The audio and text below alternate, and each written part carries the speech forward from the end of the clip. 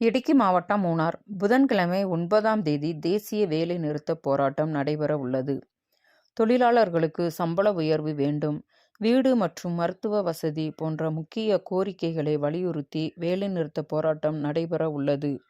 மூணாறில் INTUC தலைமையில் வேலைநிறுத்த போராட்டம் நடைபெற உள்ளது. போராட்டத்தை வெற்றி பெற செய்ய வேண்டுமென INTUC மண்டல தலைவர் பீட்டர் தலைமையில் பைக் ரேலி மற்றும் பொதுக்கூட்டமும் நடைபெற்றது.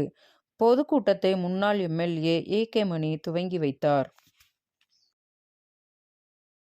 இந்த நாட்டை பற்றி சிந்திப்பதற்கு மத்தியிலே ஆட்சி செய்கின்ற ஸ்ரீமான் பினராயி விஜயன் அவர்களுடைய அரசும் எந்த விதமான நன்மையும் எடுக்கப்படவில்லை, செய்யவில்லை. செய்து கொண்டிருக்கக்கூடிய ஒரு நாடாக இந்திய நாடு மாறி இருக்கின்றது.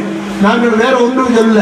காங்கிரஸ் பார்ட்டியை பொறுத்தளவில், INTUC பொறுத்தளவில் எங்களுக்கு 17 கோரிக்கைகள் இருக்கின்றது.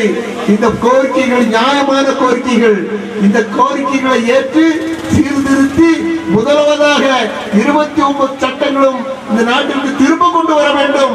4 சட்டத்தோடு கூடி தொழிலாளர்களை மாற்றி நிறுத்தி கொண்டு ஒதுக்கி கொண்டு பணக்கார முதலாளிகளுக்கு, குத்தகை முதலாளிகளுக்கு தொழிலாளிகளை அடக்க வைத்துக் கொண்டு, தனியார் முதலாளிகளுக்கு தொழிலாளிகளை அடக்க வைத்துக் கொண்டு இந்த நாடு போகும் என்றால் அது சட்டமா எங்களுக்கு எதிர்க்காம இருக்கிறதுக்கு வழி இல்லை.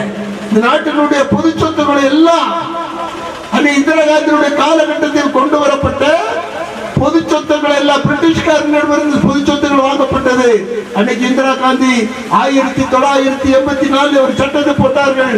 என்று பிரிட்டிஷ்காரனுடைய சொத்துக்கள், பிரிட்டிஷ்காரனுடைய கம்பெனி என்னெல்லாம் இந்த நாட்டில் இருக்கின்றதோ அந்த கம்பெனி எல்லாம் மீண்டும் இங்கு இந்தியாவில் இருக்கக்கூடியவர்களுக்கு கொடுக்கப்பட வேண்டும் என்று சட்டத்தை கொண்டு வந்தார்கள்.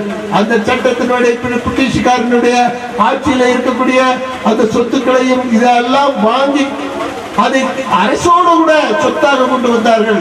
வங்கிகள் உட்பட, பெட்ரோல் பங்குகள் உட்பட, ரயில்வே ஸ்டேஷன் உட்பட, கப்பத்துறை உட்பட எல்லா துறைகளில் இருக்கக்கூடியவர்கள் எல்லாம் இந்த நாட்டினுடைய பொது சொத்தாக கொண்டு வந்தார்கள் அன்னை இந்திரா காந்தி அவர்கள்.